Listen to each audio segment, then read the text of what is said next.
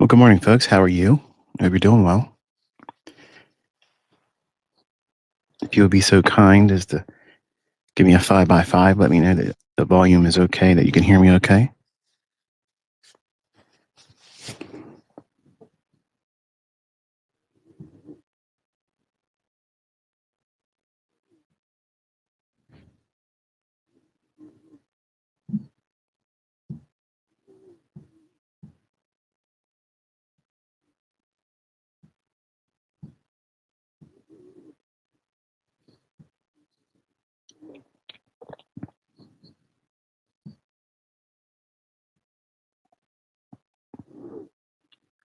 Awesome. Very good. Very good. All right. So it is a good morning. Um, we're going to talk a little bit about the market volatility and the coming conditions that we're going to be most likely presented with in trading. But get a little bit of housekeeping out of the way because I know some of you are just chomping at the bit, emailing me, sending me uh, text messages and whatnot. The new addition to my family was born Thursday night, 11:30 p.m. by C-section. She tried very hard to push him naturally, but she wouldn't dilate past 5. So they took him out by C-section. He was 20.5 inches long, 7 pounds, 9 ounces, and just beautiful. Perfect little boy. And we're blessed. So I'm a pop now. You're going to note a very stark contrast to how I've done things in the past. So that first time I looked in his face, I just felt, yeah, I can't be that guy anymore. So we're just going to be Mr. Rogers going forward. That's just the way it's going to have to be. So anyway, I know some of you all were hanging out with me on Twitter the other day when my daughter-in-law was in labor, and you know how it is, man. It's very, very uncomfortable waiting for something that we have no control over. The mother doesn't have any control over it. It's you don't know how long it's going to take, and you're sitting around people that are strangers in a place that you don't want to be in. So you got to find ways to occupy yourself. So I occupied myself the other day, entertaining myself with the crypto bunch. They are very eclectic. Uh, I'm trying to be very polite, but also have fun too. They're very eclectic, very eccentric individuals. They're very animated. They're very opinionated. They're very guarded, and I love teasing them because it's an asset class I would never touch. It's the B system, and you can believe that or not believe that. I don't care. I'm not trying to sway anybody's opinion about it, but I think that it's ridiculous that people are surprised with the level of volatility that we have going on right now. And I'm going to touch a little bit on Epstein stuff because I'm getting slammed with comments and questions about that. I'm only going to say what I'm going to say today about it, and I'm never going back to it again. Okay. So just know that there are certain things that I steer clear of because it's disgusting. And you probably should do that too. But, to each their own. But leading up into this year and previous years, I told you that if you've been with me for a while, we were going to be entering into a time where the markets would see unprecedented measures of volatility, like crazy volatility. And with that, obviously, comes with a measure of the community, not necessarily our community, but the community at large globally that are traders or speculators, investors.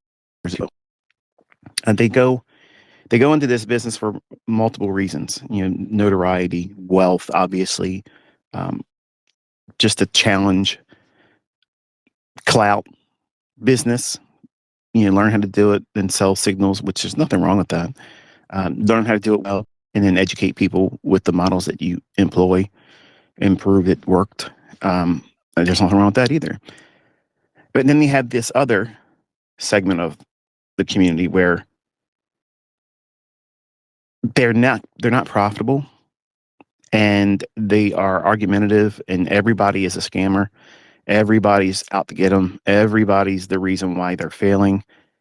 And I'm seeing that type of perspective, that opinion, that stance inflated right now. And it's the same thing I experienced with the Y2K whole thing. And a lot of you guys are just too young to even know about what that was like.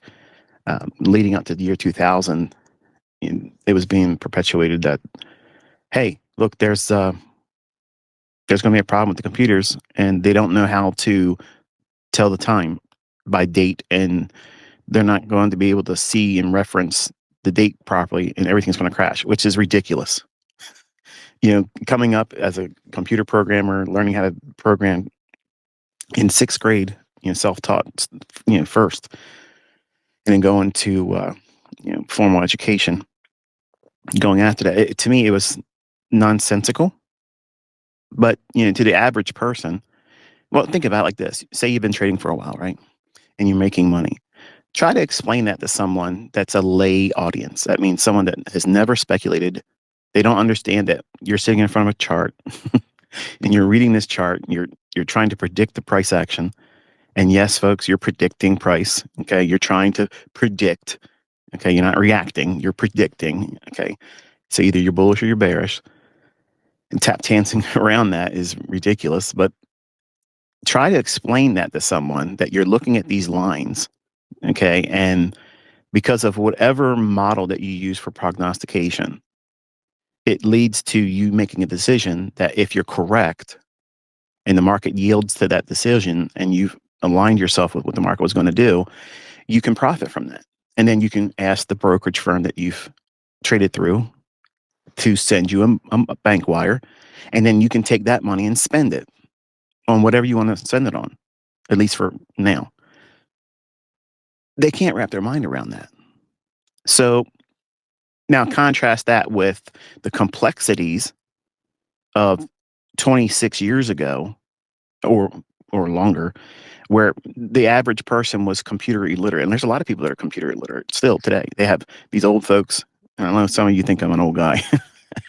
I like playing that role sometimes because it's funny, but I am a techie, and I was techie before tech was tech. So it's fun seeing how older folks today with smartphones in their hands, they have all of this technology in their hand and they don't know how to use it.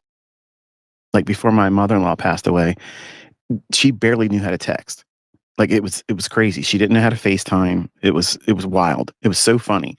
But back then in 2000, going into the Y2K bug scare that they're perpetuating, which this is another wealth transfer, just like we're seeing now, just like we saw in 2007, 2008. They got away with a lot of them. They got away with it in 2001 with the whole New York, Philadelphia, and the boogeymen flying around in airplanes. All that stuff was just wealth transfers. And now because they know that we just accept whatever they say on the TVs and on the news wires on the internet, they're just bold with it now. They're just going to do whatever they want to do because they know that you are going to do nothing. You're going to lap it up, complain about it, but you're going to eat it and you're going to swallow it and you're going to come back for more because you're a glutton for punishment. You know that you aren't going to be able to vote your way out of this stuff. And they know that you know that. And they know that you want to be able to complain about it. And they don't care. In fact, they want you to do it now. They want you to do it because they want the tribes divided. And if they're dividing them well, we will not be able to recognize that they're a small minority of people that we don't have to comply to. We don't have to listen to them. We don't have to do those things. We don't have to do it. You should not be surprised with all this volatility because all these things around the world that are going on, that a lot of my students in 2020, 2021, I guess about 10%,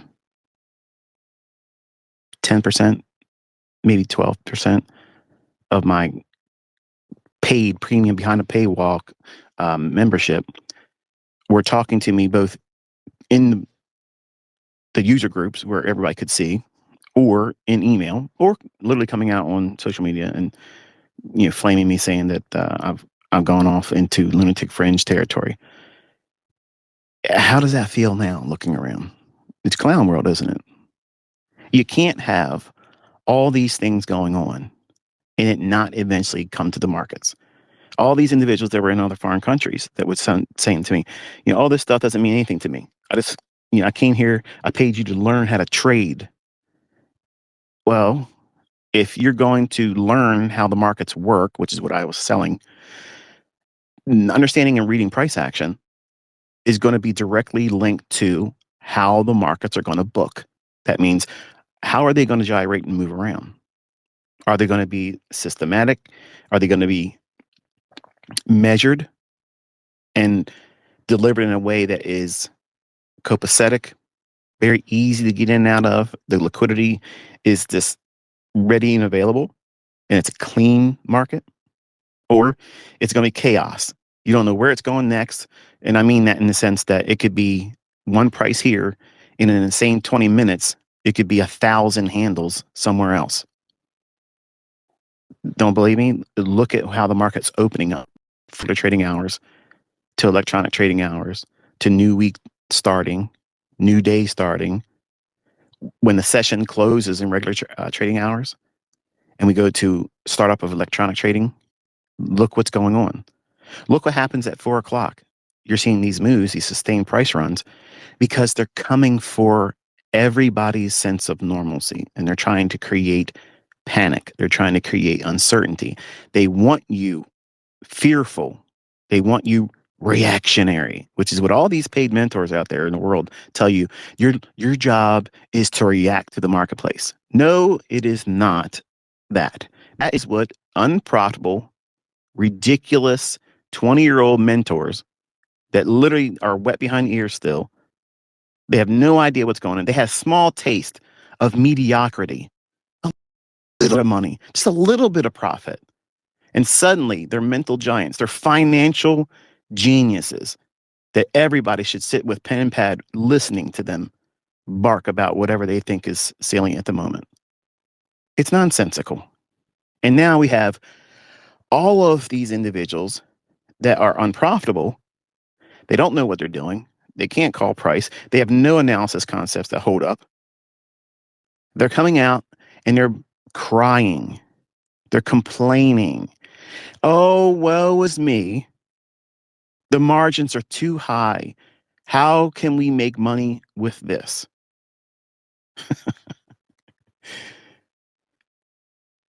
Prop firms, all of you are probably going to like what I'm going to say here today. And no one's paid me to say these things because I have no partnerships, I have no affiliates, and I have no interest in any of that stuff. I don't need your money.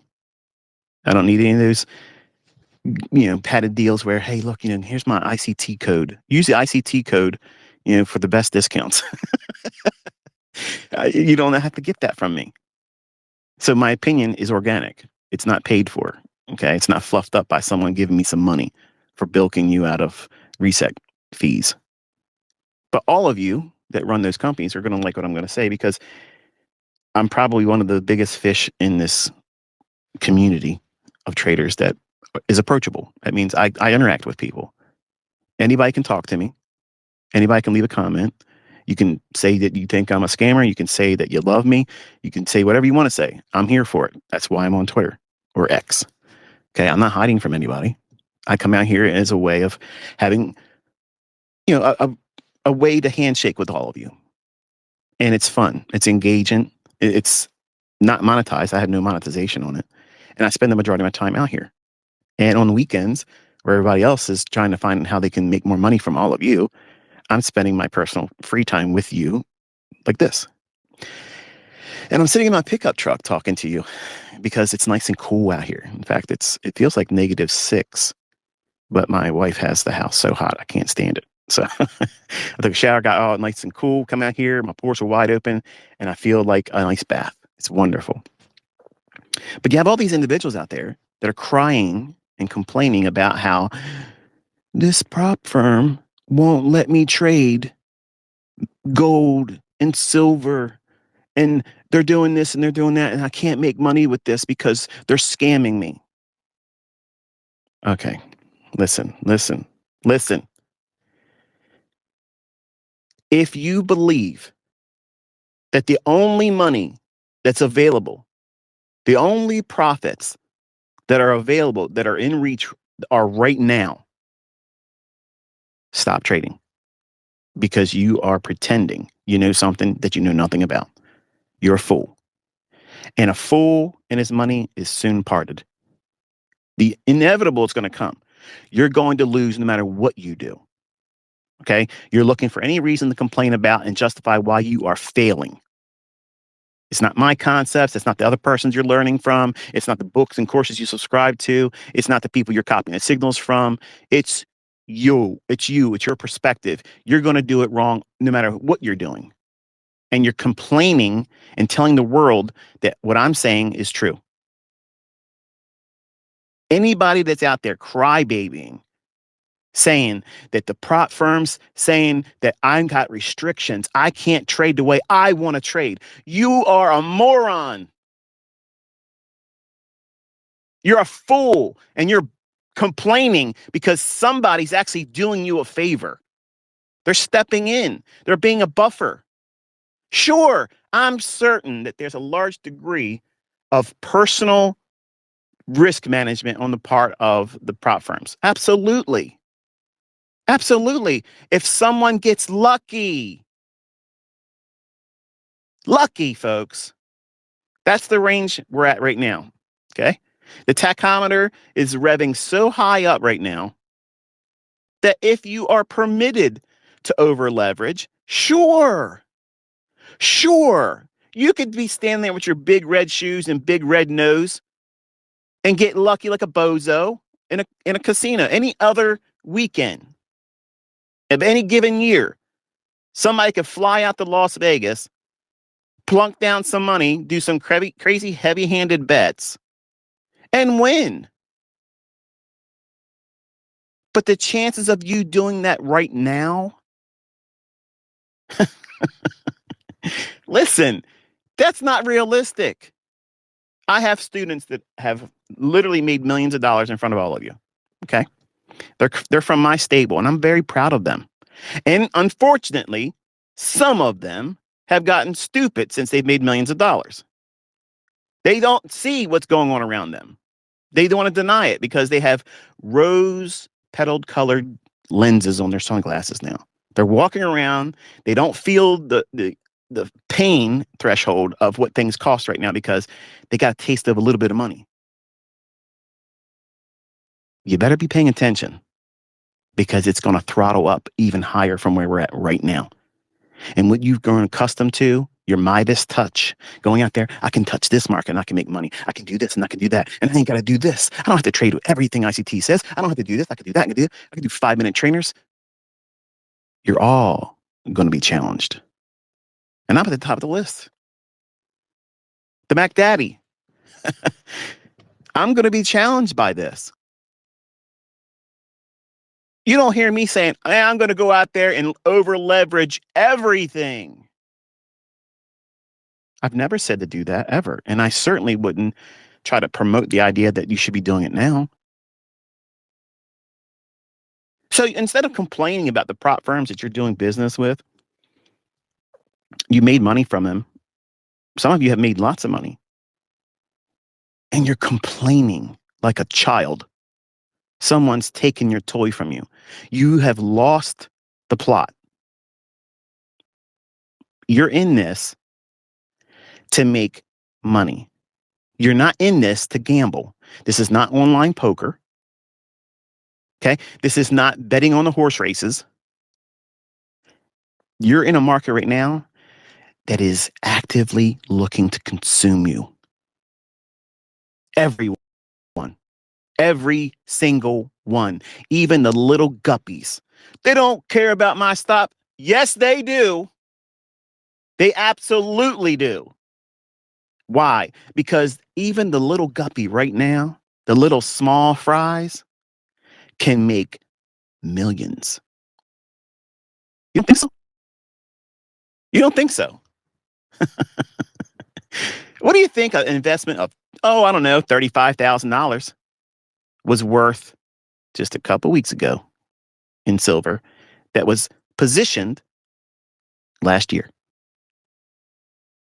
Millions parlayed up, up, up, up, millions in a market that is without the supply, the real supply of the silver. I listen to these YouTubers that are homesteaders, and I use them like my ear to the railroad tracks. Okay, a lot of you know that the initial attempt for Bitcoin to get to 20,000 years ago, you know, I came out and I said, listen, I'm just let you know, it's not going to go to 20,000. And here's the reason why I know. And I knew without a doubt it wasn't going to go to 20,000 the first time. I got real close to it, but failed. And I came out on Twitter, or then, but yeah, it was Twitter then. And I said, you're not going to believe this. I'm sitting here in the living room of my house. My wife leans over and she says, listen, you ever hear of Bitcoin? And I said, what did you just say? And this is my wife. She has no idea what trading is. She's watched me do this stuff the entire time she's been married to me. In, I don't know, 4 years we dated before we got married. And she says to me, do you know what Bitcoin is? You ever heard of that? I was like, you did not just say that word. Because if you're talking about Bitcoin, we're near the top. And she says, because if you don't do anything with that, maybe you should look into it, because everybody's making money, and people at her functions and like her little girl things, you know, their book clubs or whatnot, we're talking about it, saying that their husbands and their family members are getting ready to buy it. So I came out on Twitter. I said, I'm just letting you know it's not going to 20,000 because my wife literally asked me if I am trading Bitcoin. So there you go. That was a perfect top signal, and it dropped, went lower. And I said it was going to go down to 6,000. It went there. I told you it was going to 3,000. I think it went to $3,200. So I was off by 200. And I said in the future that I would tell you when it would go to 20,000, and it did. When I said it was going to go to 20,000, and I called 50,000. I called 70,000, and then I was off. I said that I didn't think it was going to get to 100,000. I didn't think it was going to do it. And then he ran it through, and I said it was not going to go any higher than 127,000, and it never did. And I recently just went out and told you that we're going to see it go and explore below 100,000. And a few of you had, you know, your fun taking your shots. I mean, I'm all for it. I'm here for the bants. The banter is what I love on X. I love it because I'm not getting my feelings hurt. I'm not invested in any of this. I'm not crypto crazy, but I know that I'm going to get a rise out of that community. Even if you don't follow me, you're going to hear about what I said, because someone's going to say, hey, go look at this post here. And you're going to come over there and we're going to have fun. I'm not monetized. I'm not making money off of you, but I love the engagement, the aspect of, you know, the shop talk. I love that. I love it. And I'm not trying to hurt anybody's feelings, but I know, and, you know, without a doubt, some of you are going to take it personal, and you think because I have a large following that I'm having some measure of influence that's causing these markets to go down. I'm not causing the markets to go up and down, folks. That's what I'm highlighting. The lunacy of some of you. You think I have sway over what the markets are going to do because I say it. That has nothing to do with it. That's the equivalent to buying and selling pressure. It doesn't exist. It's a myth. So we have seen, obviously, Bitcoin drop down. And while my daughter-in-law was in labor, you know, to entertain myself, I was, you know, making all these little facetious little posts online, crap posting basically, but having fun with it. But it was performing, you know, as I warned it would. And then we got down to 60,000, and I said, look, you know, everybody now wants to be short on it. So if you have taken shorts, take some profits and get ready for, you know, the normal ebb and flow that's going to come. And I think we saw what, like 10,000 from 60 or 12, maybe 12,000 rally up on Bitcoin. I don't believe that's the low. But here's some of the technical teachings that I want you to learn from our discussion today. I'm not going to be talking a lot. And I mean that today because now I have a grandson and I have to make sure that I balance my time, and weekends are what they are. So I'll probably be with you. Probably. Let me take a look at the time actually while I'm talking. 8:30. I'm gonna close this up. But yeah, we got 30 minutes still. The way the markets work is obviously it takes advantage of individuals that don't know, and or heavy-handed, over-leveraged, and high-frequency betting. Okay,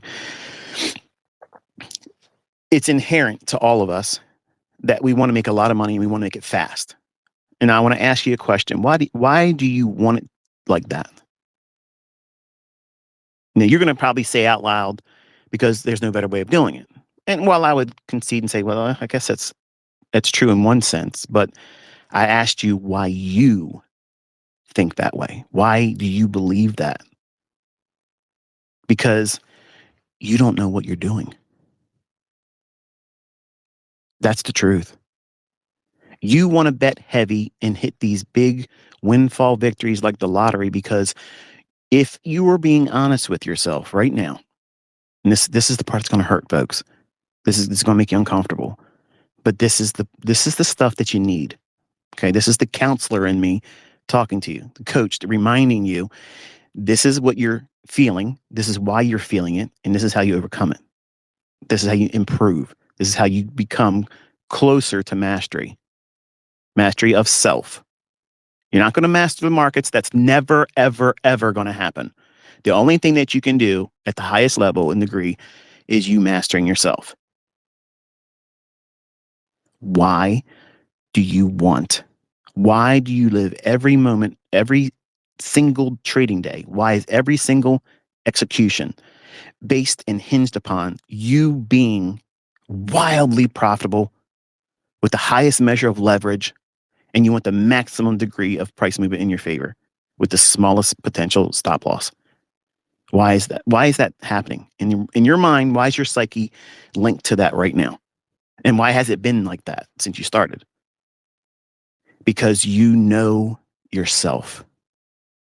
You know yourself well enough that you want to get in here as fast as you can, get the bag and run, because you know if you stay in it long enough, because you don't know what you're doing, you're going to lose everything and more. And how will that feel if Carl asks you on Monday, so how you doing in that Bitcoin? You bought more when it was at 112,000. I just looked at it this morning on the ride in here, and it's under 70. My heart goes out to you. Prayers and condolences, while he grins at you. That's what you're fearful of. You know you want to get out of that rat race. You know you do. Everybody wants to get out of the rat race when they start. But the truth is, you don't know what you're doing.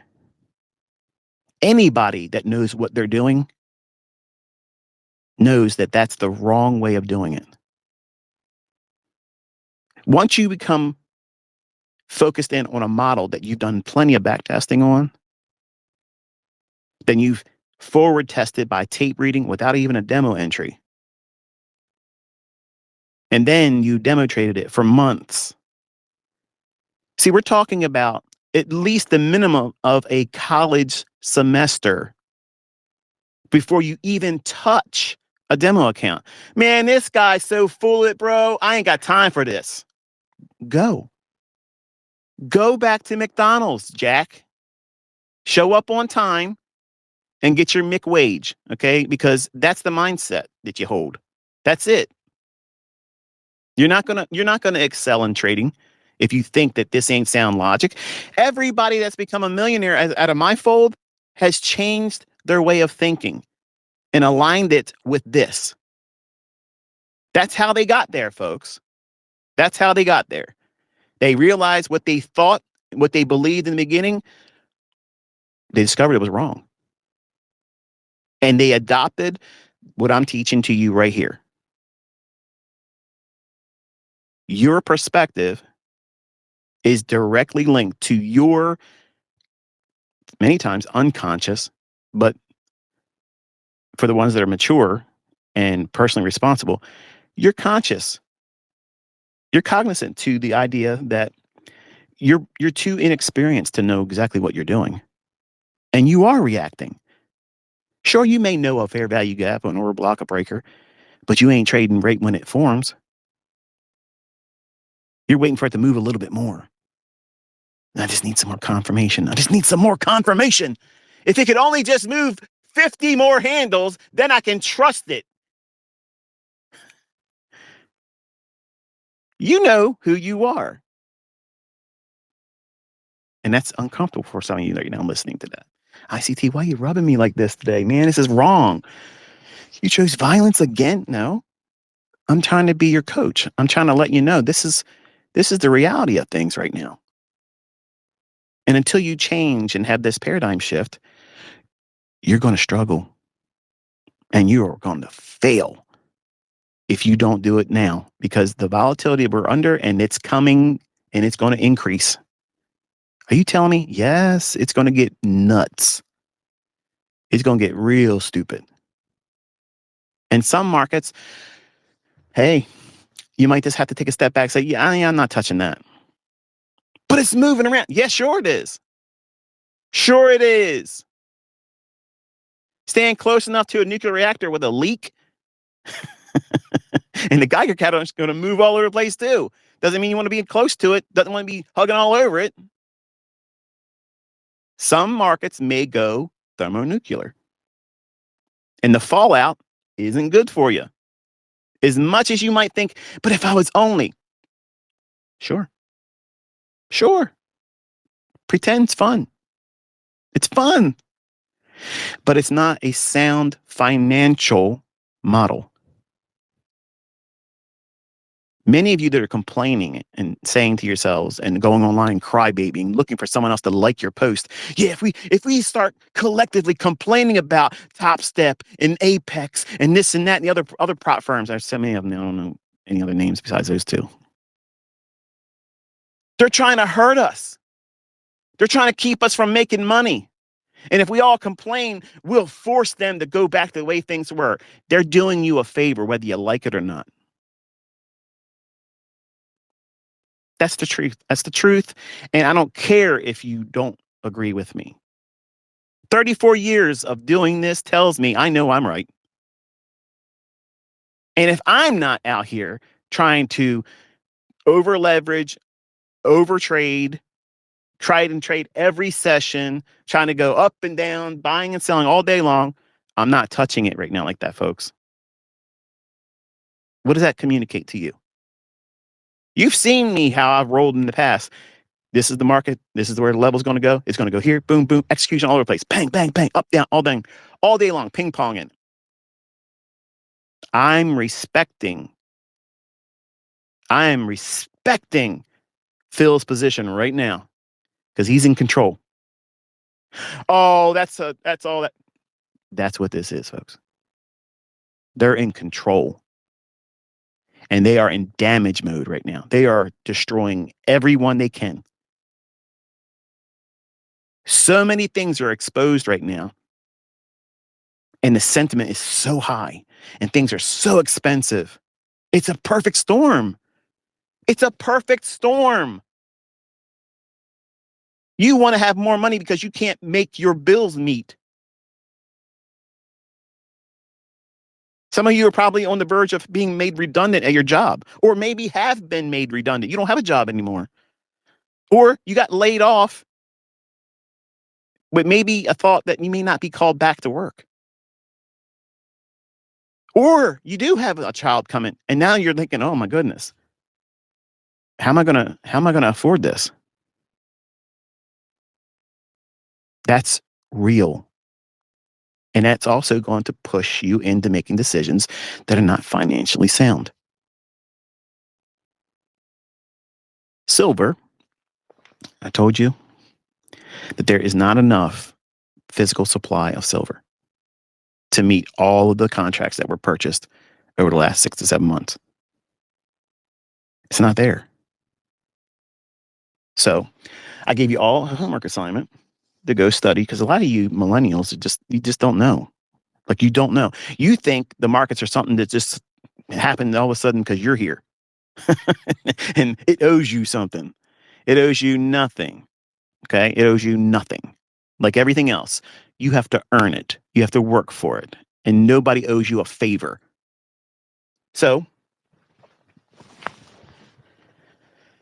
1980, there was an aggressive campaign to buy up silver in great quantities because of similar mindset at the time. And just do a search on the Hunt brothers, okay? It won't take you long. It's a couple paragraphs and you'll get a flavor for what I'm talking about, okay?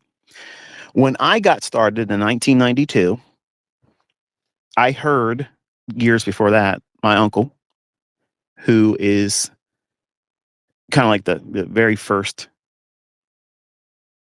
I guess, exposure to trading. You know, it's 13, 14 years old, Sunday mornings, you know, waiting for them to show up at my grandmom's. And we'd have weekend dinners every Sunday, which was great. But he would always tell me, you know, the richest people in the world, Michael, trade futures and options. Get yourself a good job, you know, be an electronic technician like Uncle Stan, like that's who he was. And he was working for Westinghouse, and he was making really good money back then, like really, really good money for what at the time was considered great money. And he traded he traded sugar market, and he got involved because of the big runs that took place in silver. And he got involved with Ken Roberts the same way that I did, and many, like hundreds of thousands of people. We got our start in trading because of that cowboy guy. He used to sell insurance and whatnot and real estate. Wears his cowboy hat and smoke his cigars and talk about how rich he is and how much money he's making trading 1, 2, 3 tops and bottoms. And I bought onto all that stuff. Like that, you know, that got me excited when I saw other people give their testimony about what they did. And one guy talked about how he made $500,000 trading soybeans. And I'm thinking to myself, man, $500,000. Like, that's like half of what I want to make by the time I'm 40. And they did that in one trade. I'm learning how to do this. And I rushed out there, put all my money into one trade, trading an orange juice option, and lost half my money overnight. Reality check. Hurt. It scared me. But I was in a rush. I had to make a lot of money real fast. So what did I have to do? I had to have a paradigm shift, change it. See, part of Ken Roberts' course back then, and you can actually go on, I forget what and I know some of you are very resourceful and you probably are familiar with this, but there's a website that you can go to and you can literally look at the world's most powerful money manual, which is a very inflated title for a book that doesn't really deliver on its title. But you can look at the PDF file of it. It's made available for free. And you can read it. Okay. It's very simplistic. It's almost like a grade school audience should be, you know, the reader of it. It's very infantile in its discussion. It's very simple. It's not complicated at all. In fact, it's too simple. It led everybody to believe it's that easy to get in there and make lots of money. And I found out first time out, it ain't like that. So, but silver has always been like this. It's eventually going to go up. Yes, yeah, eventually it would, but there has to be some kind of, you know, reason to do it. And when we had a shift in the batteries in cell phones, you know, the lithium batteries were having problems, you know, catching fire and blowing up and whatnot. And they discovered there was efficiency also by using silver inside of there. So now we have a real commercial use for more silver, and there's other things out there besides just the cell phone battery, but that's the largest one. And think about how many people have a cell phone and how they have planned obsolescence programmed into them. So that means if you keep a phone 2 years, immediately during the updates, they're purposely causing them to not work efficiently. So that way you go do what? Spend $1,200, $1,500 for a brand new phone. Even if you do it over payments, you're still spending that money. So it's built in, like we do in America, we build cars to expire, so you buy more of them. Whereas, like the Japanese, you buy a car there, you're getting 10 years out as long as you take care of it, if not more. So there's a real commercial use for silver now. And I told you this was coming. I told you gold and silver is going to go up. I told my private students in 2020 that it's going to go up a lot. But I told that same thing in 2019, in July and in October of 2019 on Twitter. I said, buy metals, buy them. It's going to go nuts. It's going to go crazy because all of the geopolitical things. I told you that Russia and China were going to be on the stage. Look what's going on. It's all over the place.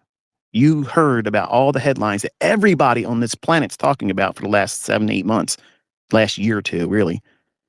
You knew about that stuff in 2019. You knew about COVID, not by name, but you knew about it months before it happened from some goober that's talking to you right now. And I'm telling you, I'm the same guy. I am telling you, you think that you've seen volatility and now we're going to slow down? No. No, no, no, no, no, no, no, no. We're just starting, folks. And if you are not respecting this measure of volatility and you think that you're owed something and trading should be easy because you have time to sit in front of your little smartphone and push a couple buttons with your premium paid demo account, you're entitled to something. You're entitled to nothing. But I'm going to satisfy your entitlement with uncommon sense. See, common sense tells someone with common sense that things are a little distorted right now.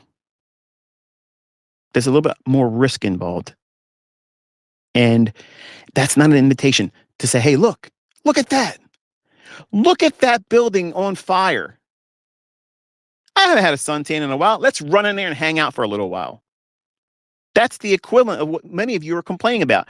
You can't run into the burning fire and risk everything in hopes of being a hero coming out with just a few eyebrows singed, but having lots of money having done it. You're trying to play the main character in a story that you may not survive. Like you may not come back from it. Oh, that's an exaggeration. Is it really? Is it? Do another little homework study on when the Swiss franc was depegged from the euro dollar. Folks, billions of dollars were lost instantly when that happened. We're in that same climate right now, but worse. There are so many people on the chopping block in high seats with magnifying glasses right over top of them right now. And they have long lists of body bags behind their names. These people, they have a vested interest in staying exactly where they are. And they're going to pull out every stop in the book to distract all of us from what we all know. I am not looking at Epstein files. I'm not looking at these things. I don't care. Don't send them to me. Because as soon as I see something in my email that's circulated to me because of you think you want to know my opinion about something, I'm immediately blocking you. Because number one, I don't want to see the trash. I don't want to see it. It's disgusting. You know, as adults, we're responsible and we're afforded the privilege to guard our children and other people's children. And any victimization of children is evil. It's vile. It's of Satan. Whether you choose to believe him, he exists or not, it's sickening. I don't want to have the memory of reading things or seeing things that I wish I never looked at. I wish there's many things I've been unfortunately exposed to that I wish I never saw and wish I could forget, but you can't. Once you see it, it's there. It's burnt in your brain. You can't get rid of it. And I choose not to spend my time looking at that. But the word says, cast no evil thing before thine eyes. I don't want to look at any of those types of things. I don't need to see it to know it existed. But now everybody's aware. And you don't think some airplanes ain't going to crash? You don't think some markets ain't going to crash? You don't think that your money ain't going to be affected? You don't think they're going to create something that's going to be so crazy, so extreme that, hey, look, they just did the biggest wealth transfer in a beta test in 2020, made everybody wear face diapers, and nobody's talking about that anymore. COVID was a scam. All of that stuff was a scam. I told my students, I said, if they don't lock the whole world down for 30 days, I think that it's not real. But if they do, I'm behind that. They said 15 days, stop the spread. Okay, go a whole month, just for good measure. I would.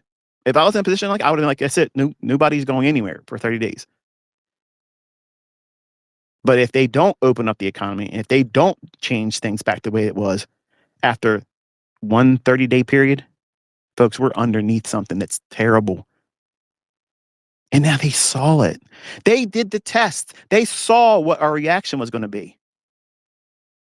And many of you took stuff into your body that you should have never taken. And I have lost friends and family members by that stuff because their brains swelled up and they died.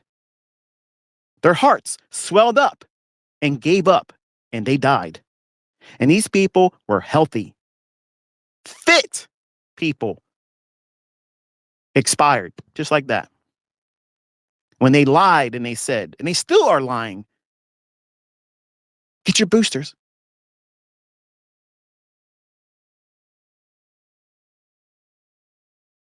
They promised you another one's coming. They promised you it was coming.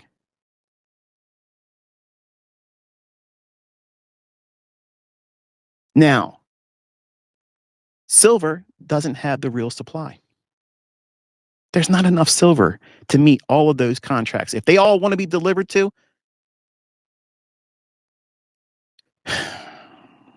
you have no idea what that's going to communicate. There will be runs on the banks, and everything will be completely out of their control. And they're in control. So when silver's at 120, felt good, didn't it? Being right, thinking it's going to go to 200. Or if you listen to that guy on Dabu 7, I listened to this clown for, I don't know, man, 10 years. He'd sit out there and talk about everybody. Oh, well, this person's a shill. How you know he's a shill? Because he's got a PayPal link up in there, man. You'll never see a PayPal link on my channel. He's out there begging for coffees. Buy me a coffee. Buy me this. Buy me that. He's running underground world news, but he's reading the news that everybody has access to. Zero Hedge is his number one go-to. And people eat it up. He's out there saying, silver 10,000. What? No, absolutely not. A couple other homesteaders I like listening to. Only because when they talk about the markets and they've been running, as soon as they start talking about it, it's the same thing. It's the canary in the coal mine. Like my wife was before Bitcoin hit 20,000 the first time. Don't get me wrong, folks. I love my wife, but my wife is not a trader. She's not astute when it comes to things that are financially linked to markets. She couldn't trade her way out of anything. She wouldn't know anything about it. But if she now suddenly has an opinion about a particular market and it's directional, saying, you ever hear of Bitcoin? And I'm like, what did you say? Yeah, maybe you should take a look at that because all of so-and-so, I'm not going to list my wife's friends and all that, but her little circle of, friends and whatnot, all of their husbands were going to start buying Bitcoin then. So it goes to say that if I'm watching these homesteaders who they, by their own word and testimony, they don't trade. They don't trade. This guy, Dabu7. Now, listen, I'm sure he's probably going to catch a little clip of this, okay, and get all bent out of shape and stuff, you know. But listen, I'm only attacking your ignorance. I'm not attacking you as a person. You get your money how you got to get your money. I understand. But Justin Knight is who he is. He talks a good game. He talks like, we told you, we've been calling it silver this and silver that and do this. Dude, if you've been calling it and you're making ad revenue, why aren't you making millions of dollars? That's a shill.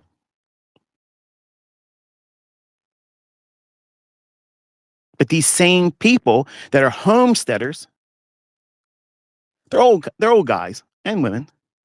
And some of them I like listening to because they're just down to earth folks. You know, I like listening to things that have nothing to do with the markets, but soon as they mention the markets, I think I might have to go 15 more minutes. Let me see. Let me check the time. Yeah, 8:45. We're gonna close it. Some of you are laughing. Oh, here we go. 4 hours. I promise you. In Jesus' name, ain't gonna be in 4 hours a day. But these homesteaders that come out of their own mouth with, they would never trade. They would lose all they have. They admit that they don't know what they're doing. And you know what? I have respect for people to do that. I have respect for people that come to me to learn how to trade and read the price action and learn how to speculate with a demo account, because that's what we push around here. I don't ever tell you to put real money into anything. That's a decision you're going to have to make on your own if you ever get to that point. It'll be obvious when you want to do it. But if there's a question in your mind about whether or not you should do it, then you're not ready. That's the easiest litmus test for that. If you got to ask me if it's the right time for you to start doing with real money, it's not the right time. You're going to know, and nobody's going to talk you out of it. So when these same homesteaders start talking about, yeah, silver's going to go up, it's probably going to go to 200 by the end of the month. Well, you know what that means. Silver's going to go to 500. These people don't trade. They've said so much from their own mouth. But all of a sudden, they know something, because they know that their lay audience sees them as some person of influence, because they get accustomed to coming to, much like some of you do with me. You come here, you listen to me, jawbone about whatever. Some of you probably don't even trade the stuff I teach. You know, you do your own thing, but you just like listening to me because, you know, I mean, I'm talking about a topic like some of these things here, like the tinfoil hat stuff. You all want to hear that stuff. I get it. It's cool. I understand.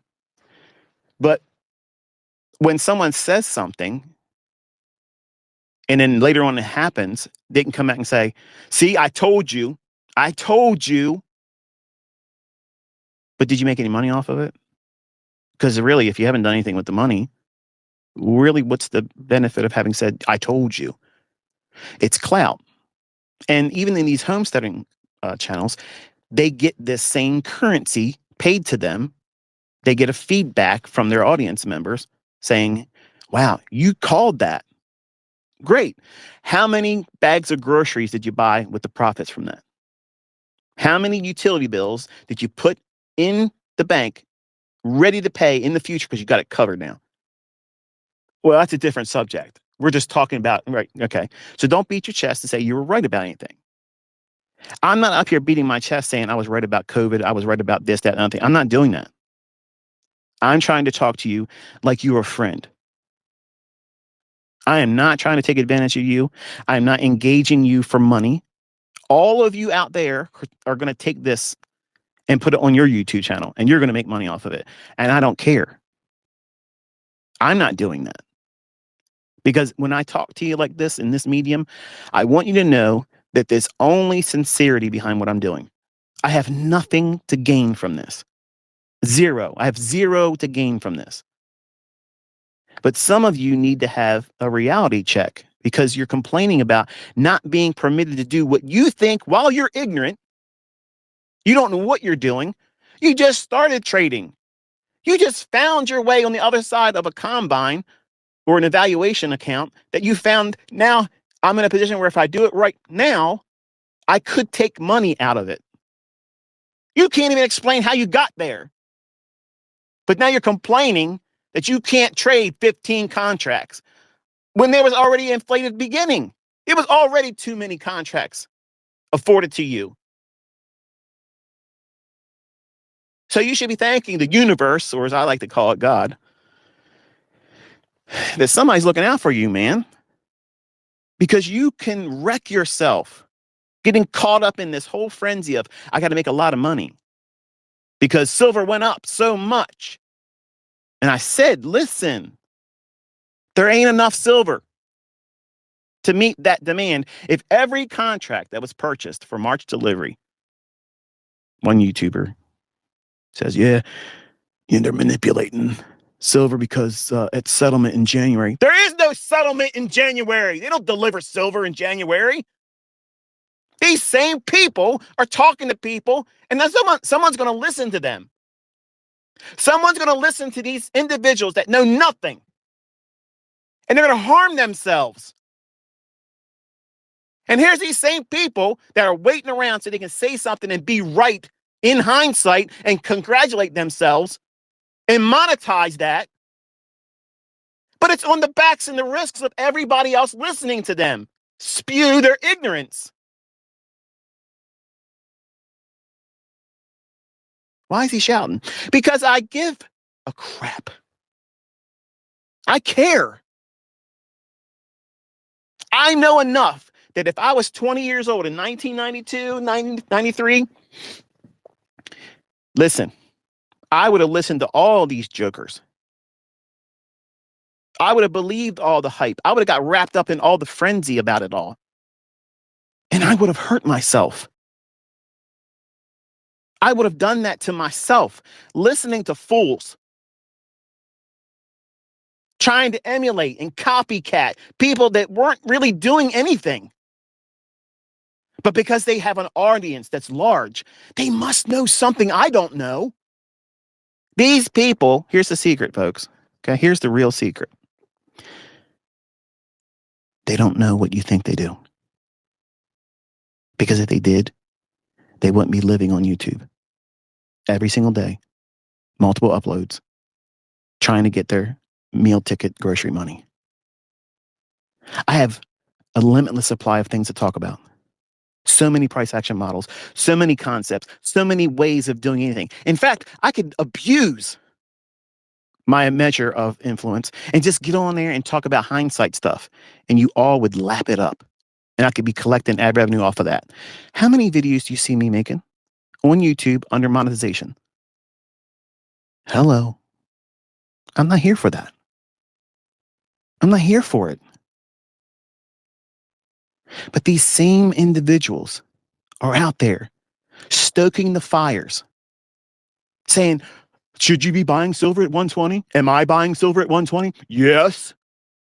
And then the next day, well, they're manipulating the market because this, that, and the other thing. Wait a minute, Jack. Wait a minute. Let's just play devil's advocate for a moment. And I listened to your nonsense. And I went in there, I bought silver. And all of a sudden, it's done dropped $250,000 for one contract. You didn't see that coming, genius?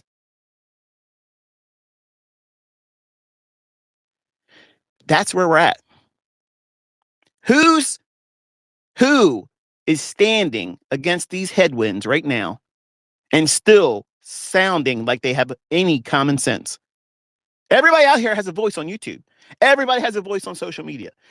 Who are the ones that are telling you, man, listen, be careful right now? Who's beating their chest? Who's saying this, that, and the other thing? And how many things are coming true after they said it? Because that's the inventory that y'all need to start taking. We have a perfect litmus test right now. Perfect.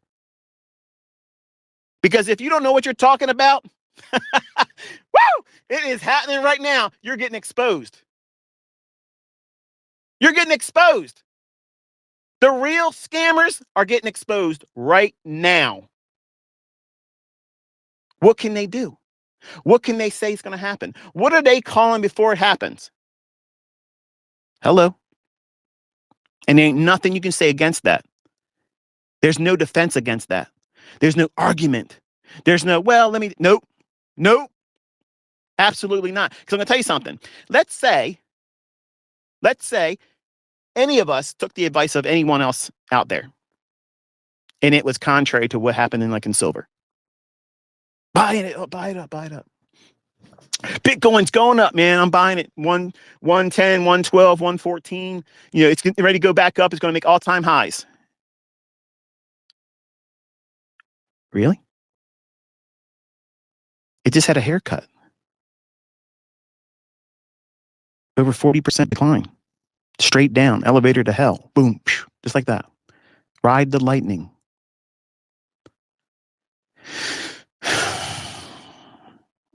What encouragement would you accept from them if you felt them to that? What common sense could you see coming out of their mouths or on their text when they type it out on social media? What solace, what comfort would it bring you hearing anything from them at that point? Nothing. Nothing. Because they're not going to pay you for your loss. They're not going to say, hey, here, the kindness of my heart. I said something, I probably encouraged you all to do something. Now you got hurt. But they, on their channels, they backpedal and they say, well, they're manipulating, blah, blah, blah, this, that, and that thing. Dude, you need to be responsible. You need to be responsible and stop talking about things you don't know what you're talking about and abusing your influence, putting people in a position where they make ill-informed decisions in frenzy. Just like in 2000, when they thought the internet and the whole world was going to collapse because somehow computers don't know how to change a number from 1999 to 2000. Think about that. That's stupid. But hey, it goes on still today. It goes on today.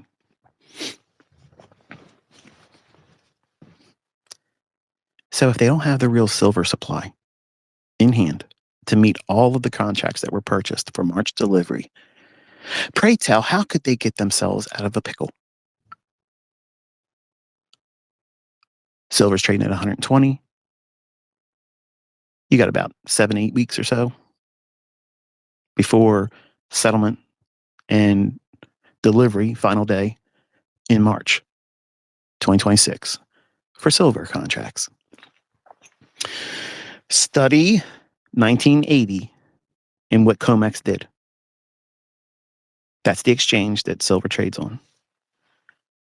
The Hunt brothers got together and they bought up a whole bunch of silver contracts because at the time they thought the world was ending and there was going to be currency collapses. Everything that you're seeing right now.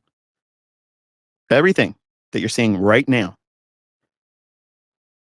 So they labeled it, they were trying to corner the silver market. No, they were buying up what would be considered real currency. Gold and silver, they're precious metals. They're real money.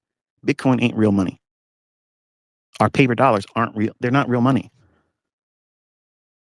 The illusion is that man that used to exist, who no longer is here, that dead president, and the numbers associated to that note in the upper corners and lower corners, both sides. The illusion is because it says that, that's what it's worth. Now that's an illusion. There is no difference between that $1 bill and a $100 bill, except for another strip of plastic in the $100 bill. And the imposed illusion that it's somehow now $99 more in value. It's an illusion. That's all it is. But it is no illusion that gold has real value.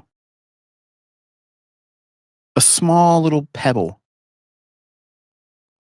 will cause a person to dig in the creeks and rivers in the Appalachian Mountains, hoping they get a small little nugget like that before gold even climbed to the levels they're at right now. Why? Because it has value. It'll always have value. It'll always have value. But your paper dollars and your digital I almost went there. Garbage. These crypto things, they're all illusions. It's all linked to pedophilia.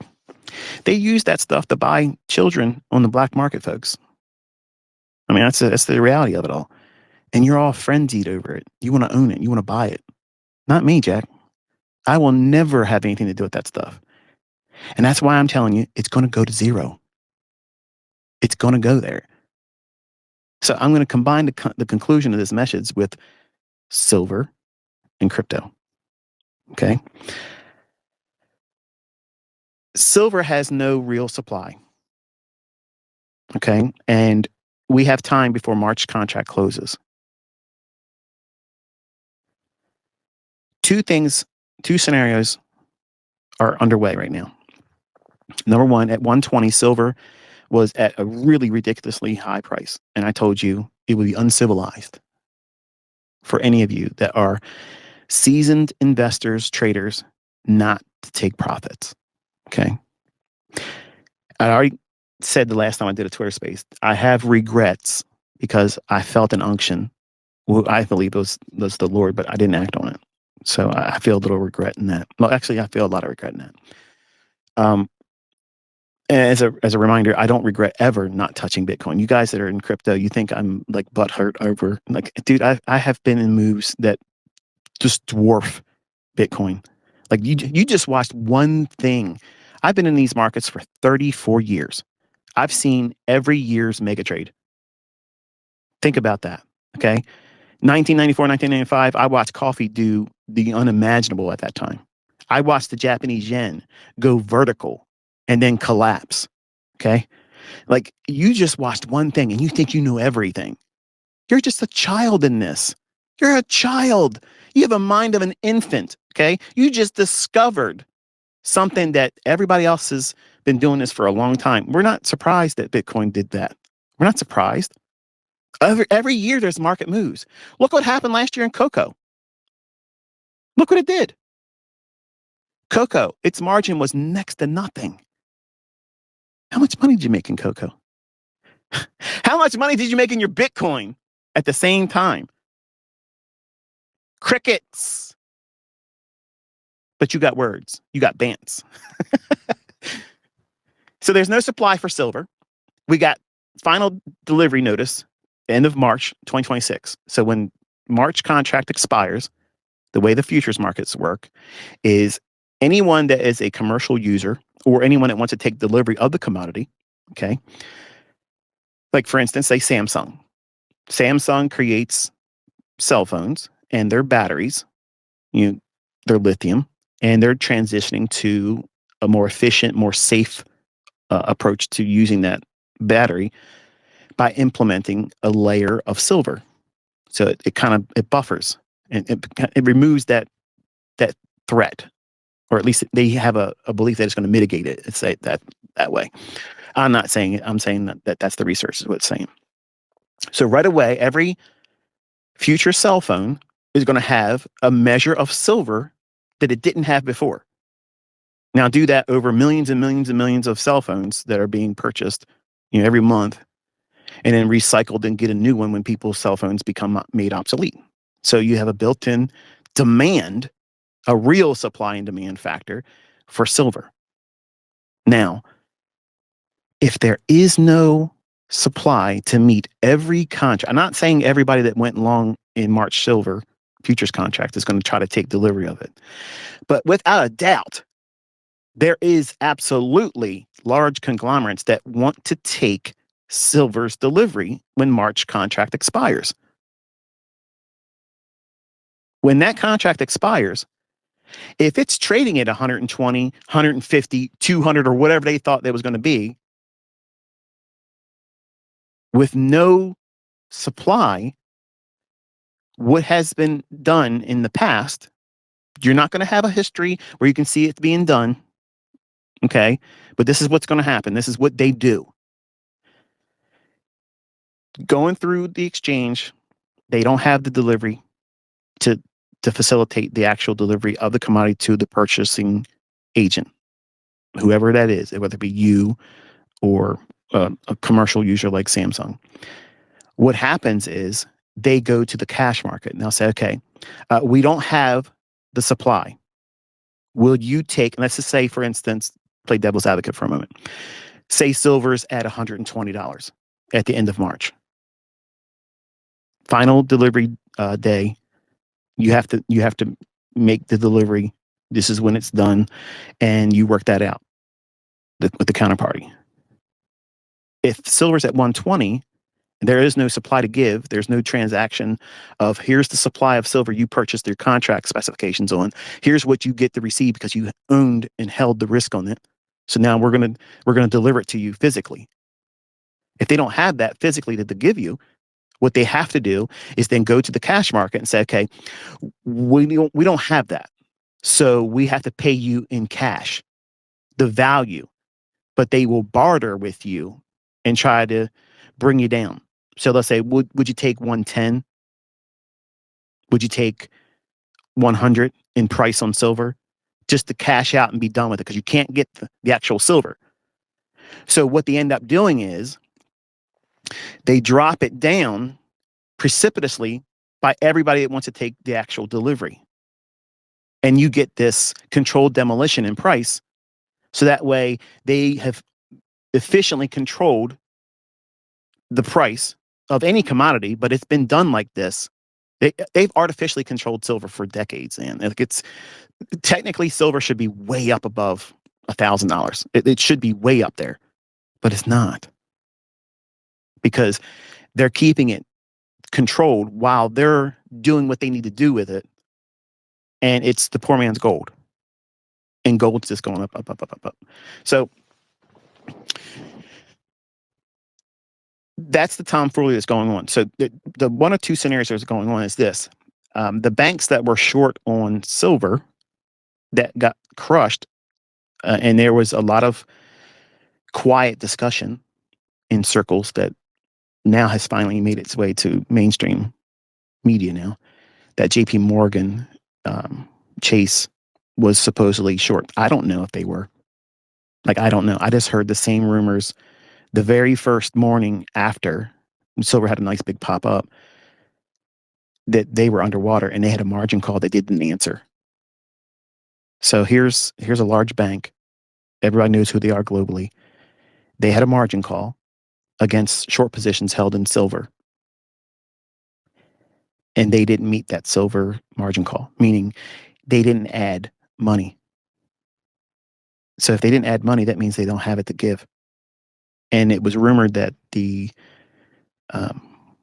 Fed came in and bailed them out. So are they still holding that position? Or are they still underwater? And what other banks are underwater? I don't know. None of us will know. It'll be just like 2007, 2008 with Lehman Brothers and AIG, all that stuff. That's what we're seeing again right now. Okay, we're seeing another form of that. And because everybody and everything is so corrupt, they could have, and here's the scenario. They could have bailed them out, took that money, and then went short. Because everything that they saw as underwater in terms of a rally on the upside on silver, they got it all in one day. Think about that. They had all that decline of $200,000 per contract. How many contracts got new net short on that day and held for the full range? They could have positioned themselves out of drawdown and underwater with that. But we still had the common denominator that there's still not enough silver to meet the demands if everybody bought it. So how do you take that into the equation? If they're not outside of their underwater short position, and if it gets back down to below $50 for silver, they don't have that exposure anymore, and they can mitigate that loss, and then there it is, they survived it. But we could see it start all over again between March contract and May contract for silver, and it starts to rally up again, but maybe it doesn't go to 120. Maybe it goes to like 100, and the same process again, it drains back down again lower before May's contract expires. So when my students and other people contact me, I've had not brokerage firms, I've had financial firms reach out to me and ask me my opinion. And that's why I'm saying, like, you listen to me? Like, that's that's crazy. But hey, I'm honored. I'm not a name dropper. I'm not going to say, hey, so and so this, that. But just know that I was taken back by that. But if they're asking for my opinion, to me that it means something, I guess, right? So I felt inspired. If they're asking, I'm just going to give my opinion, as a blanket response, like I do all the time. Like I come out here and I'll talk about subject matters that come to me by way of comments, emails, text messages.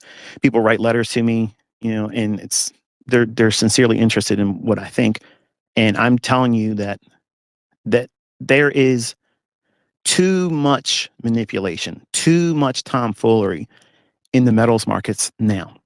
Now contrast that with 2019, 2020, when I was telling everybody, buy gold and silver, buy the metals. They're going to go up. They're going to go up. They're going to go up. I'm not saying that right now. I'm not saying they're going to go up. I'm not saying they're going to go down. I'm saying I'm not participating. So I'm removing myself from any of the risk that's associated with metals because I am aware that as powerful, as precise as my concepts are, and as experienced as I am with them and the author of them, even with those quote unquote advantages, I cannot compete against them when they turn the dial and the switch and they want to send price wherever they want to go. And now they know that there's blood in the water. Like I'm reading people complaining that they're doing a micro on silver and they're blowing their account and it's only one micro. Yes, Virginia, there's risk right now. Why would you want to be trading more than one micro if you have no idea what you're doing and you have too little bit of money? You can get smoked right now so easily trading silver. One micro contract could end your whole show.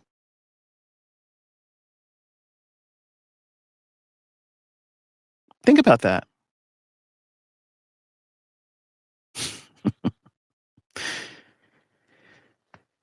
And it's going to get worse. It's going to be in every asset class, in every market. It's going to go everywhere. Right now, it's just metals. It's going to be in energies. Let it kick off in Iran. And you're going to see crude oil do something it's never done before. Let a tactical nuke fall in the parameters of Israel, like Ezekiel 38 and 39 literally describes, and the only way it could describe it in the vocabulary they used back then, as a homework assignment for you there too. What do you think that's going to do in the Middle East? What do you think the response of the United States is going to be if that takes place? You have never seen the weapons of war that's going to be utilized there, and they're going to be dropping all over the place. And oil is going to be sounding off like it's never done before.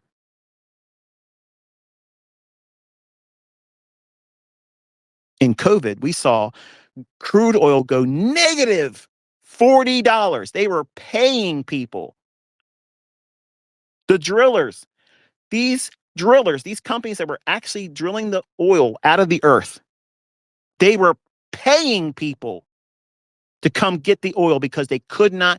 It's not like your faucet in the sink in your kitchen. You go to the bathroom, go to the kitchen, say, I want to get a glass of water. I want to brush my teeth. Turn the little vial, and then water comes out. Okay, my cup is full. Let me turn that off. It doesn't work like that for the driller. It's a long process to start these things up and to turn them off. So they were paying people. They were paying to come get this oil because they don't have a way of storing it. They have nowhere to go with it because nobody was buying it. So if nobody's buying it, do a fire sale. Pay people to take it from me. And that's why you saw crude oil do the unthinkable, the unimaginable. I had an $11 target on crude oil. It hit it. And it went $50 past it, or $49 past it. Like, it was like the Twilight Zone that day. Like, what? There's got to be something wrong with my charting program. Why is it saying it's negative $40 a contract for crude oil? Like, what's going on here? Now, that was real, Virginia. That was real. And you haven't seen anything yet. But you want to trade more contracts. You're not getting serviced well. Let's get out there and complain. I can't commit financial suicide. This is unfair. Lunacy. That's what that is. Children crying about their toys being taken from them because it's now time to take a nap and respect risk.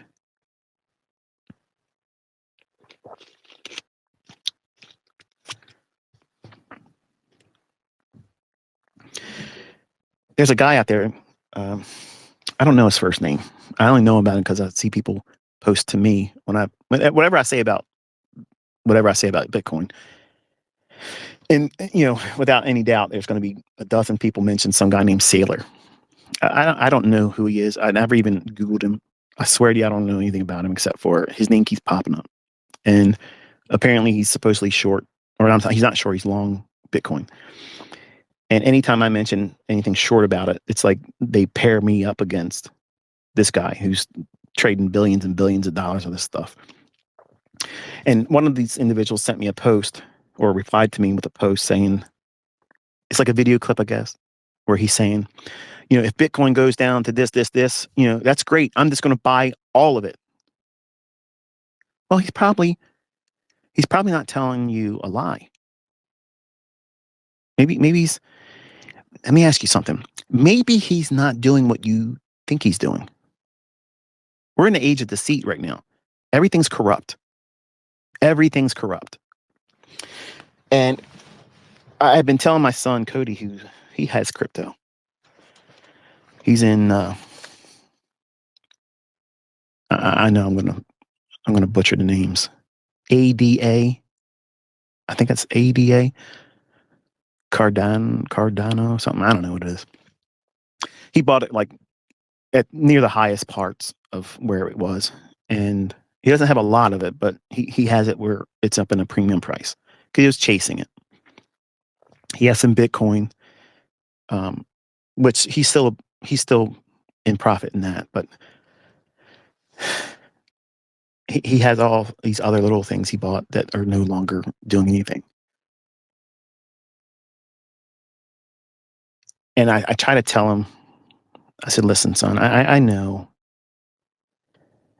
I know you want to try to do something where you can say, I did it and you didn't help me with it, Dad. And I went against what you said because I want to do something on my own. And young men think like that. And part of me, as his dad, I respect that. Like, I have a lot of respect for going at it on your own steam. Man, that's commendable. It's admirable. But in this case, it's stupid. Because I know enough to know, even though I've never touched crypto, and I never would. I would never do it. I know enough to know how these markets are designed. Let's say it that way, okay? And because electronic trading, and because they're coded and they run algorithmically, whether you choose to believe it or not, if the markets exist 10 years from now, you're all going to be hearing everybody say the same thing. It's just, it's an algorithm. It's the way it is. You're still going to have to know when to buy or sell. How liberating is that? It doesn't remove the respect of you knowing what you have to know to do it well, or you lose. But so many people, they just want to say, no, it's not that way. But he wouldn't listen. And I told him, I said, listen, take you know, take your profits. You're at 120,000. Take your profits. Like, be done with it. I'm not saying go short, but let it pay you. Just do that and wait for a new opportunity. It'll be obvious because you'll be no longer linked to it emotionally and psychologically and monetarily. See, you've married the vein. When the gold rush was going on in the early ages of America, gold miners rather, they would go out and they would panhandle in the rivers and streams of the mountains looking for gold. And because they may have found a little bit of gold in one particular area, they would stake their claim and say, this is my area, nobody can touch it. And they would shoot you if you got near them. That idea of only looking there and believing it was always going to be there if you just stay at it long enough, that's called marrying the vein. The vein being the gold mine vein, that you're going to keep getting more blood out of that vein, and the blood would be gold. Well, Cody made a little bit of money on the up run, and as my own son, he said, Dad, you told me that Bitcoin wasn't going to go above 100,000. What do you say now? I said, it's not going to go higher than 127. So yeah, I'll say this. I'll just say it. Okay. You guys can take it and eat it up how you want to eat it up. I have a lot of influence.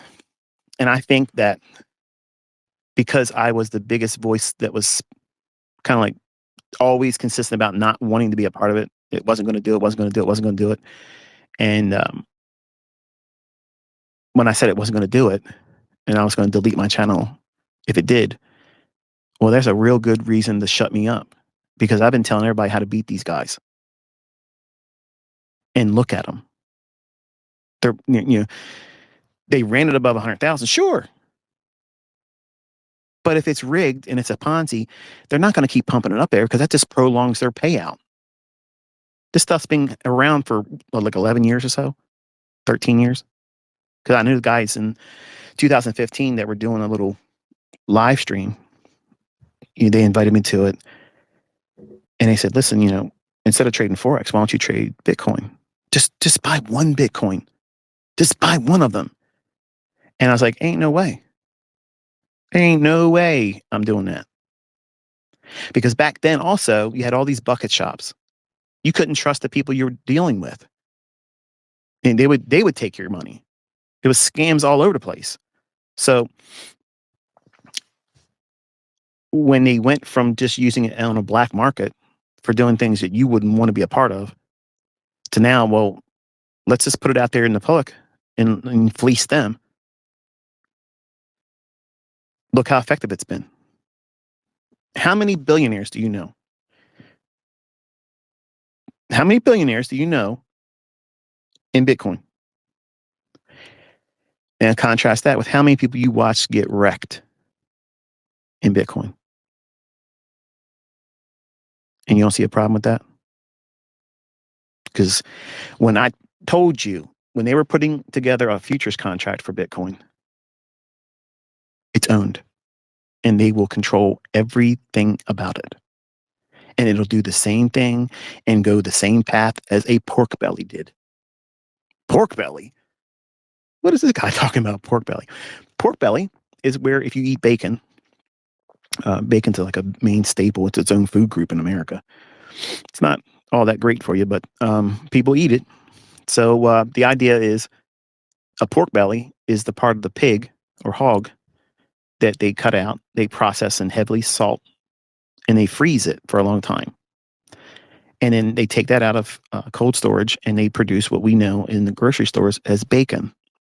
It used to have a contract that was traded on, just like eggs used to have a contract. And it was so thinly traded, the open interest was just not worth keeping it. So it just went out of trading. It doesn't exist on the futures market anymore. Eggs was only traded around Easter time. Like if you wanted the perfect seasonal tendency, right before Easter or what we call as a Christian Passover, or in Judaism. I'm not a Jew, but the idea is that eggs would go straight up parabolically, and you had an easy every single year winner trade. It was 100% strike rate. It never not happened. It always happened. So they like, okay, it's pointless to have this. Let's just do away with the egg contract too. Okay. Well, Bitcoin was placed on the futures market, and it was 100% rigged at that point. Absolutely perfectly rigged.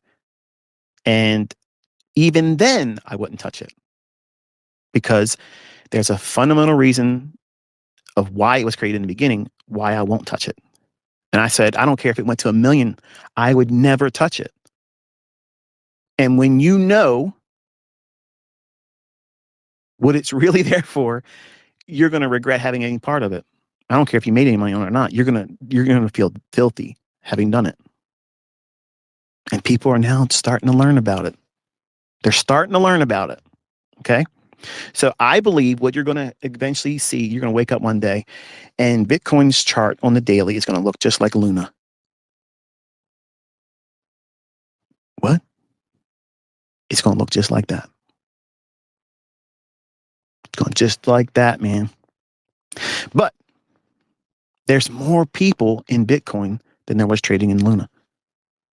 There's a whole lot more open interest. There's a whole lot more suckers. And you guys are all willing to die on this hill against an old man like me that has no faith in it at all. And you think I'm just, spreading fear, uncertainty, and doubt. I'm an Elmer Fudd. Bro's talking our language. Let me explain something to you. There's no need for Luna to have a controlled demolition. There wasn't that much in it compared to, and by contrast, the same open interest that's in Bitcoin. So it can just drop down to zero expediently. And that's exactly what you saw. It's just like, done. No escaping it. You can't get out of it. It's not tradable. You're just getting zeroed out. Because there's so much open interest in Bitcoin, it has to operate like this. Has a meteoric rise, drops down. It's the end of Bitcoin. It's not going to go to 100K. I'll delete my channel if it does. Wow. Let's run it above 100K. And just for good measure, let's pump it up a little bit more. Okay. But it's still a Ponzi. So why didn't it go to 1 million? Why didn't it go to 150,000? Why didn't it go to 200,000? Why didn't it go to 250,000? Why didn't it go to 500,000? Bro, you don't understand. It's part of the standard. It's part of the cycle. You are a sucker. You literally believe the crap. You believe the crap they've been spoon feeding you. You believe that. You married the vein. See, you don't understand. I am not linked to this in any way, shape, or form. I am completely objective. I don't care where it's going to go. I don't lose money. And I don't care to make money off of that one instrument, because I have other instruments in my repertoire. I got other paintbrushes I can use. You got one. And all your hopes and dreams are on what that one paintbrush can do for you, because you're so ignorant. You're brand new at this. You think everybody that's made millions of dollars trading other markets because crypto did what it did, everybody else is stupid. And all you cryptomaniacs think you have it all pegged. You know everything. That's the sign that you have bought hook, line, and sinker. And you will buy it until it goes to zero. And then you're going to all be crying the blues when it zeroes out. But it can't do it like Luna. So what does it do? Has that big run up? Doesn't go to 127. Why did you say that number? Because if it's running on the same thing that other markets do, hint, hint, nudge, nudge, it can't go 30% of a new football field length, 100 yard. 100,000 to 200,000. That's a full 100 yard. If it can reach 30% of that, it's likely to continue. Because I know it's a Ponzi, because I know we are in the times that we're in, there's no reason for it to keep going up.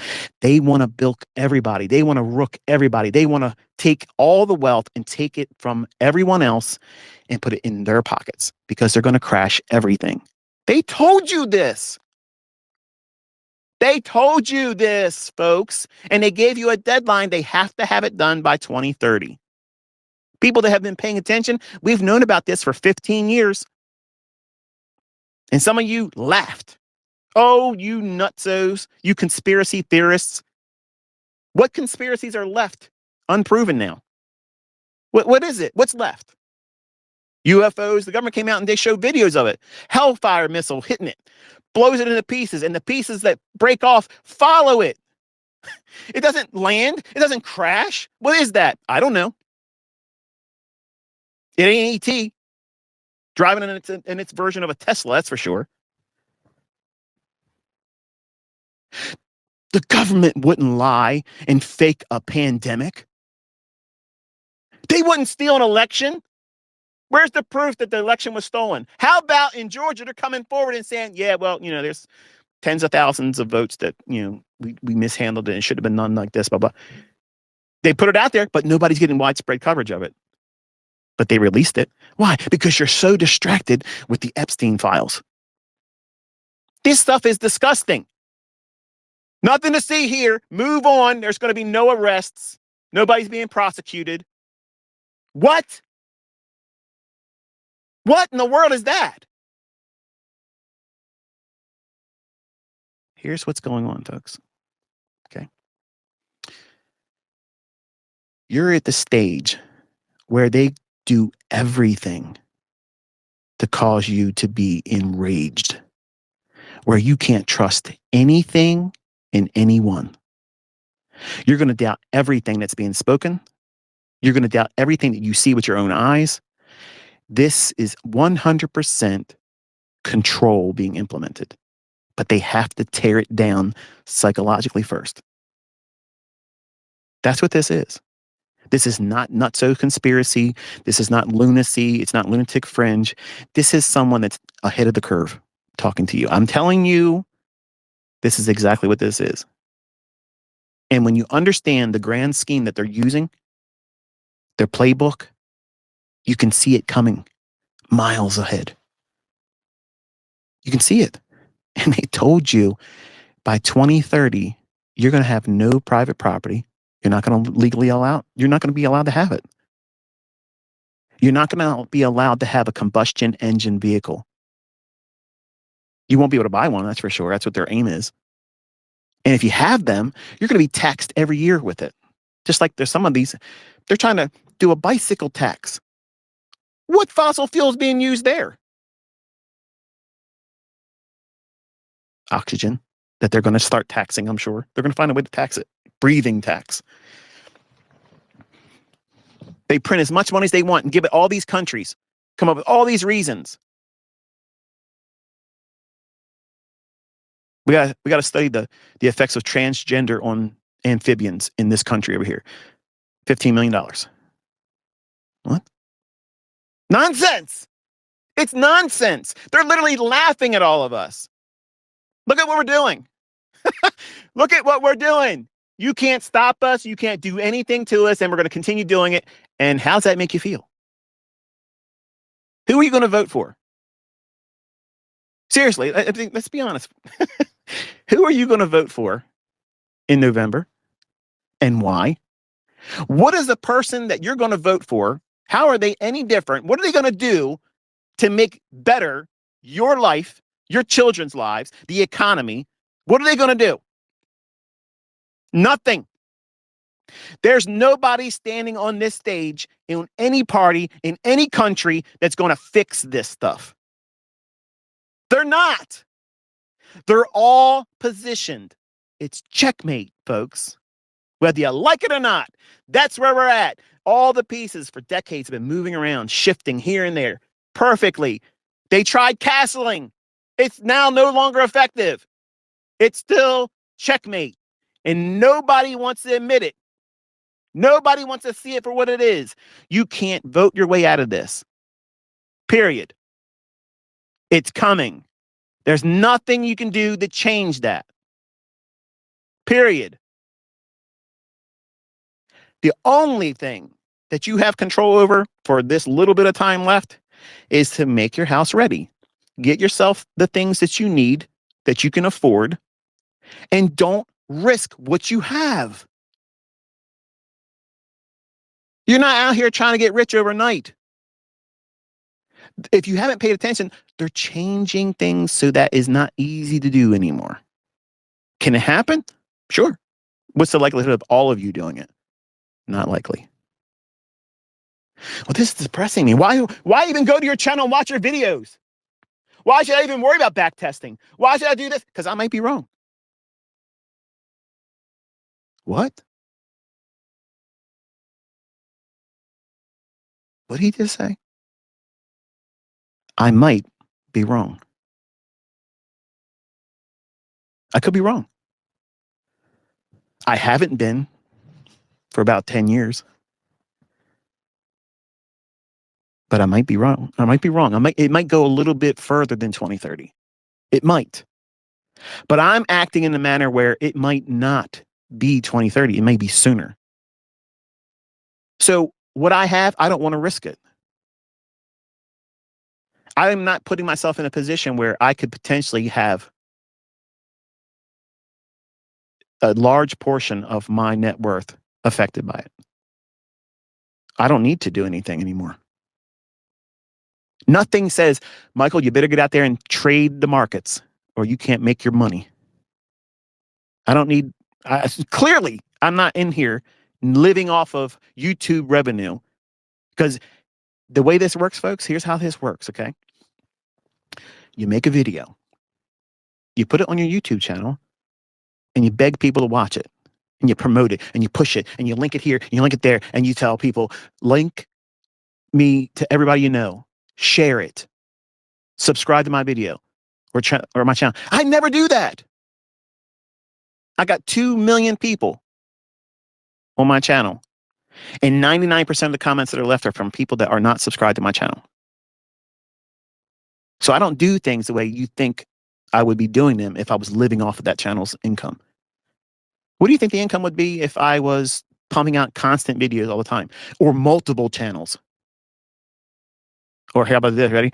If I wanted to make money, I could easily just do a mentorship. Ain't happening. I could put all of your mentorships out of business immediately. Immediately. I'm not trying to hurt anyone. And some of you think that I am a villain, and I'm not. What color's my hat? What color's my hat? I've been talking to you the same way from the beginning. I told you what was coming. I had people come at me. There's been campaigns put against me, making up stuff, lies, tearing me down, going after my personal life and my family. And they themselves get exposed as unprofitable in a court of law. And I got their existence in my hand. I could crush them right now. And I won't, because it's not in my character to do that. It's not in my character to do that. I didn't come out here to do those types of things. I come out here to teach and share something, because I knew that what I was gifted with was so much better than everything else out there, and nothing can come close to it. But my flesh said, don't give it all. Don't give it all. And honestly, I wrestle with that every single day. Every single day.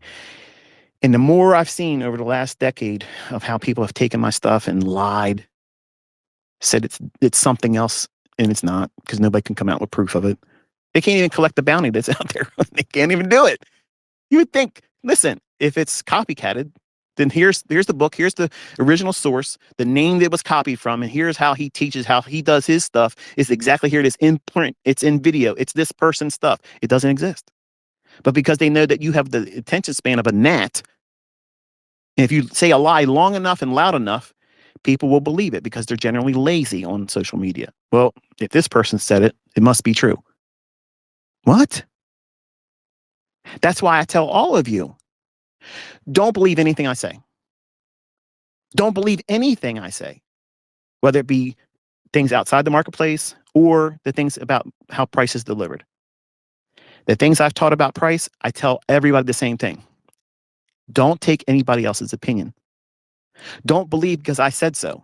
Don't believe because I can go in there and do executions and get perfect entries and exits. Just they're absolutely beautiful. They're mastery. They're artwork. I'm not saying that about myself. I'm saying that's what the responses are in the comments when I'm posting them. Don't believe just that. Go in there and see if the things I teach isn't what you see in